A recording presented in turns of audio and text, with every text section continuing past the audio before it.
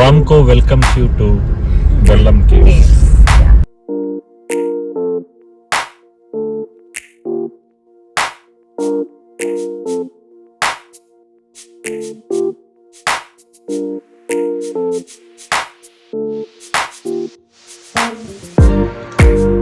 Hi everyone, welcome back to the channel.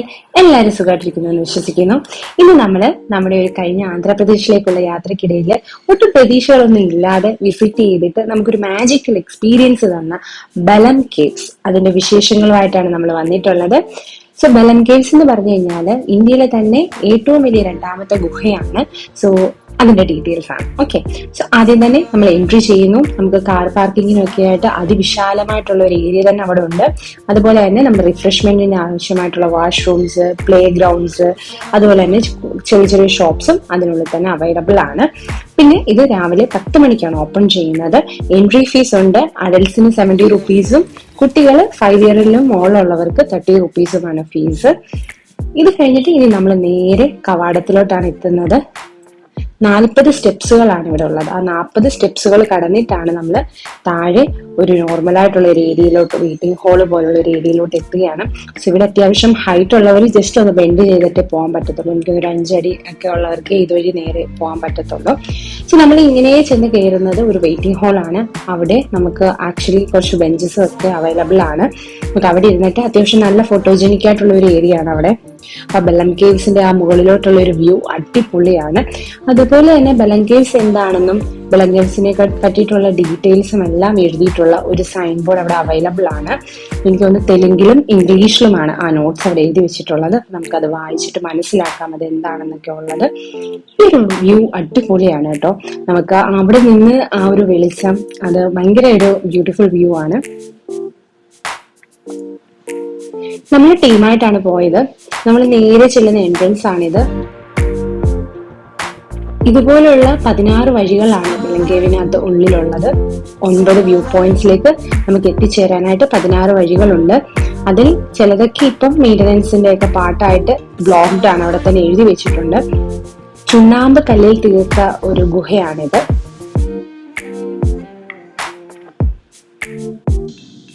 നമ്മൾ 7 പേരടങ്ങുന്ന ഒരു ടീമായിട്ടാണ് പോയത്. എന്റെ കൂടെ വർക്ക് ചെയ്യുന്നവരാണ് ഇവരെല്ലാവരും. അപ്പൊ അതുകൊണ്ട് തന്നെ നല്ല ജോളിയായിട്ട് അങ്ങോട്ടും ഇങ്ങോട്ടും പ്രാങ്ക് ചെയ്ത് കളിയാക്കിയൊക്കെയാണ് നമ്മൾ മുന്നോട്ട് പോയത്. അപ്പം ഇവർക്കെല്ലാം ഇതിനു മുന്നേ ഈ ഒരു കേവിനെ പറ്റിയിട്ടും ഇതിന്റെ ഒരു ഹിസ്റ്ററിയെ പറ്റിയിട്ടും ഒക്കെ ഓൾറെഡി അറിയാം. പക്ഷെ ഞാൻ ആദ്യമായിട്ടാണ് ഇങ്ങനെ ഒരു ഗുഹയെ പറ്റി തന്നെ കേൾക്കുന്നത്. അപ്പം ശരിക്കും ഒരു അഡ്വഞ്ചറസ് ട്രിപ്പായിട്ടാണ് എനിക്ക് തോന്നിയത്. ഇതിനുള്ളിൽ നിന്ന് നമ്മൾ കംപ്ലീറ്റ് ചെയ്ത് പുറത്തിറങ്ങുമ്പോഴത്തേക്കിന് ഭയങ്കര വലിയൊരു ഫീലാണ് നമുക്ക് തോന്നുന്നത്. അപ്പൊ ഈ ബലം കേവ്സ് എന്ന് പറയുന്നത് 3229 മീറ്റർ ആണ് ഇതിന് ഫുള്ളി നീളമുള്ളത്. 1988 നമ്മുടെ ആന്ധ്രാപ്രദേശ് സർക്കാർ ഇതിനൊരു സംരക്ഷിത കേന്ദ്രമായിട്ട് പ്രഖ്യാപിച്ചു. 2002 ഇത് നമുക്ക് സന്ദർശകർക്കായിട്ട് തുറന്നു കൊടുത്തു നൽകിയത്. 1.5 കിലോമീറ്റർ ആണ് ഈ ഗുഹകൾ ഇവർ മൊത്തത്തിൽ ഇൻവെന്റ് ചെയ്തിട്ടുള്ളത്. അതിനകത്ത് നമുക്ക് അനുവദിച്ചിട്ടുള്ളത് ഒരു 1.5 കിലോമീറ്റർ ആണ് ടോട്ടലി നമ്മൾ കവർ ചെയ്യുന്നത്. അപ്പൊ ഇതിനകത്ത് 9 വ്യൂ പോയിന്റ്സ് ഉണ്ട്.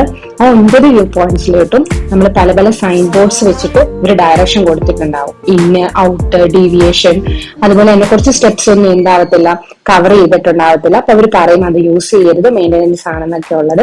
ജാൻജ് ഭയങ്കരമായിട്ട് എൻജോയ് ചെയ്തു. അപ്പൊ ഞാൻ കുറച്ച് വറീഡായിരുന്നു, ലൈക്ക് ലാംഗ്വേജിന്റെ ഇഷ്യൂസ് ഒക്കെ വരുമെന്ന്. പക്ഷെ അവൻ എല്ലാവരുമായിട്ട് സെറ്റ് ചെയ്തിട്ട് അവൻ തന്നെ കുറെ പ്ലേസസിൽ നമ്മൾ സേഫ് ആയിട്ടുള്ള ഏരിയ നോക്കിയിട്ട് അവനെ തന്നെ വിട്ടു. അവൻ കുറച്ചുകൂടെ നടക്കുകയും കളിക്കുകയും ചാടുകയൊക്കെ ചെയ്തു. ഒരു ഹൊറർ ഫീൽ തരാനാണെന്ന് തോന്നി ഇവർ ഇങ്ങനെ DJ ലൈറ്റ്സ് ഒക്കെ ഇവിടെ സെറ്റ് ചെയ്തിട്ടുണ്ട്. നല്ല ഡാർക്ക് കളേഴ്സ് ആയിട്ടുള്ള vibrant colours, red, green, yellow, എല്ലാ കളേഴ്സും ഉണ്ട്. അപ്പൊ ഈ ഒരു ഏരിയ എനിക്ക് സ്പെഷ്യലി ഇഷ്ടപ്പെട്ടു. ഒരു ലോങ് ഒരു വ്യൂ ആണ് നമുക്ക് ഇവിടെ നിന്ന് കിട്ടുന്നത്.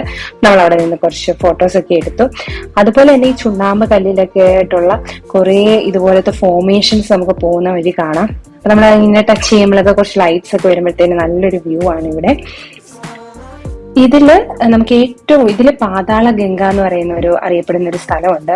അവിടെയാണ് ഈ ഗുഹയുടെ ഏറ്റവും ആഴം കൂടിയ സ്ഥലം എന്ന് പറയുന്നത്. മറ്റൊരു പ്രത്യേകത എനിക്ക് ഫീൽ ചെയ്തതെന്ന് വെച്ച് കഴിഞ്ഞാൽ ഒരേ സ്ട്രക്ചറേ അല്ല ഇതിനകത്ത് കേട്ടോ.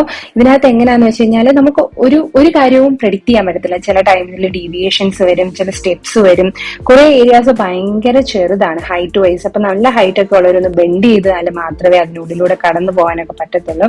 അപ്പൊ അങ്ങനെ ഒരു ഡിഫറെന്റ് നമുക്കൊരു ഫീലും അതുപോലെ തന്നെ കുറച്ച് അഡ്വഞ്ചറസ് എല്ലാം കൂടെ ചേർന്നിട്ട് ഒരു അടിപൊളി ട്രിപ്പാണ്. സോ എനിക്ക് ഭയങ്കര ഡൗട്ടായി എന്തുകൊണ്ട് ആന്ധ്ര ഇതിനെ ശരിക്കും പ്രൊമോട്ട് ചെയ്യുന്നില്ല എന്നുള്ളത്. അപ്പൊ നമ്മൾ ഇവിടെ തന്നെ നോക്കുവാണെങ്കിൽ അതിനകത്തൊരു പാലമുണ്ട്. ഈ പാലം എന്ന് വെച്ച് കഴിഞ്ഞാൽ ഈ ഒരു സൈഡിൽ നിന്ന് നമുക്ക് അപ്പുറത്തെ സൈഡിലേക്ക് നടന്നു പോകാൻ വേണ്ടി കണക്ഷൻ പോലാണ്. അതിന് പാരലായിട്ട് അതിന്റെ ഇപ്പുറത്തൂടെ വേറൊരു വഴിയുണ്ട്. അതുപോലെ തന്നെ ഇവിടെ നമുക്ക് ഓക്സിജൻ, അപ്പൊ നമ്മൾ മണ്ണിനടിയിലാണ്, ഇത്രയും ആഴത്തിലാണ്. അതുകൊണ്ട് തന്നെ ഓക്സിജൻ പമ്പിങ് മുകളിൽ നിന്ന് ഹോള് വെച്ചിട്ട് ഓപ്പൺ എയർ വളരെ ശക്തിയിൽ പമ്പ് ചെയ്യുന്നുണ്ട്.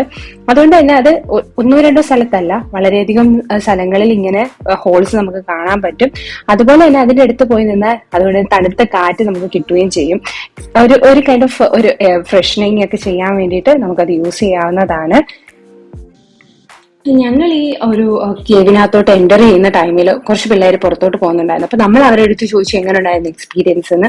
അവർ അടിപൊളിയാണെന്ന് പറഞ്ഞു. അതിന്റെ കൂടെ തന്നെ അവർ പറഞ്ഞതെന്ന് പറഞ്ഞു കഴിഞ്ഞാൽ നിങ്ങളുടെ കയ്യിൽ 2 കാര്യം മസ്റ്റായിട്ട് വേണം. ഒന്നൊരു ബാക്കപ്പ് ലൈറ്റും 2 1 ബോട്ടിൽ വാട്ടറും ആണെന്ന്.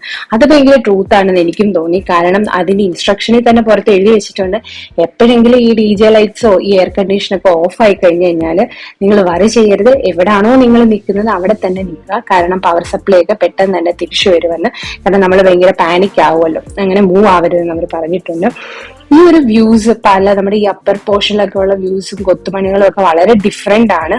എനിക്ക് ഭയങ്കരമായിട്ട് ഇഷ്ടപ്പെട്ട ഒരു വ്യൂ ആണ് ഇതെല്ലാം. ലൈറ്റ്സും കൂടെ വരുമ്പോഴത്തേനും അതൊരു പ്രത്യേക ഭംഗി കൂടെയാണ്.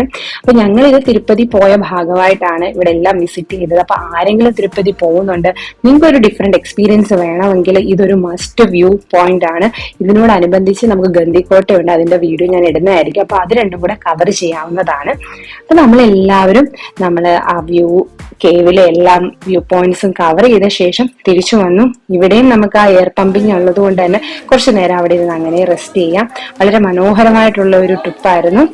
Thank you guys. എല്ലാവരും കണ്ടിട്ട് അഭിപ്രായം പറയാം. Thank you.